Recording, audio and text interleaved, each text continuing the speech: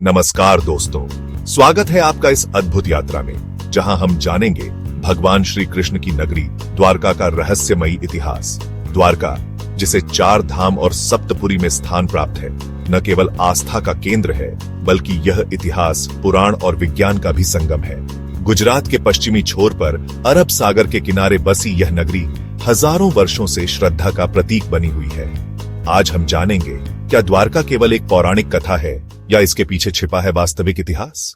महाभारत के अनुसार जब श्री कृष्ण ने कंस का वध किया और मथुरा लौटे, तो यादव कुल लगातार युद्धों के कारण परेशान था।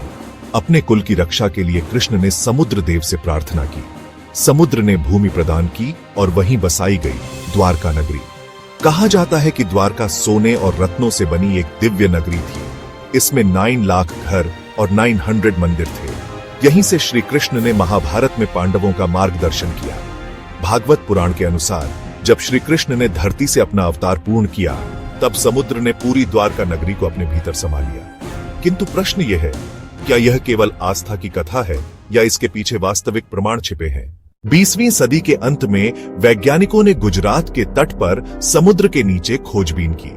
नेशनल इंस्टीट्यूट ऑफ ओशनोग्राफी के वैज्ञानिकों ने पानी के अंदर ऐसी संरचनाएं खोजी जो दीवारों, स्तंभों और घाट जैसी लगती थीं। कार्बन डेटिंग से संकेत मिले कि ये संरचनाएं 9000 से 12000 साल पुरानी हो सकती है। कई पुरातत्वविदों का मानना है कि यह वही प्राचीन द्वारका हो सकती है जिसका उल्लेख महाभारत और पुराणों में मिलता है।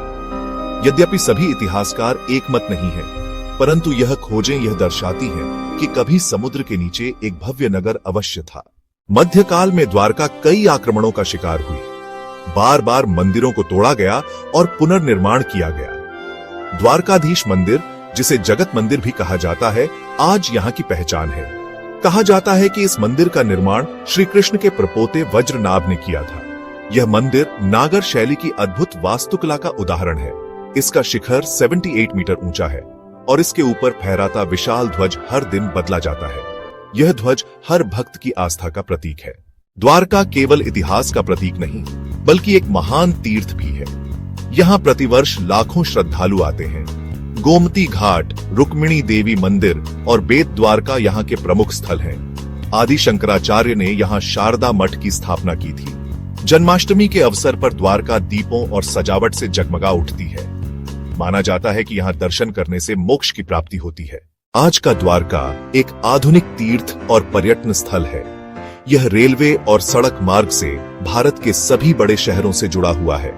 सरकार और स्थानीय प्रशासन ने यहाँ यात्रियों के लिए कई सुविधाएं विकसित की हैं। समुद्र किनारे बसा यह नगर आज भी हर यात्री को दिव्यता का अनुभव कराता है।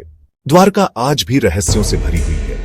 समुद्र के नीचे मिले प्रमाण एक ओर विज्ञान को खोज करने के लिए प्रेरित करते हैं और दूसरी ओर आस्था को और दृढ़ बनाते हैं। यह नगरी हमें यह सिखाती है कि आस्था और इतिहास एक दूसरे के पूरक हो सकते हैं। तो दोस्तों, यह थी द्वारका की अद्भुत यात्रा। एक ऐसी नगरी जो भगवान श्री कृष्ण की लीला भूमि भी है और इतिहास का रहस्य भी। द्वारका हमें यह संदेश देती है कि समय चाहे बदल जाए, लेकिन आस्था अमर रहती है। अगली बार जब आप गुजरात जाएं, तो द्वारका का दर्शन अवश्य करें।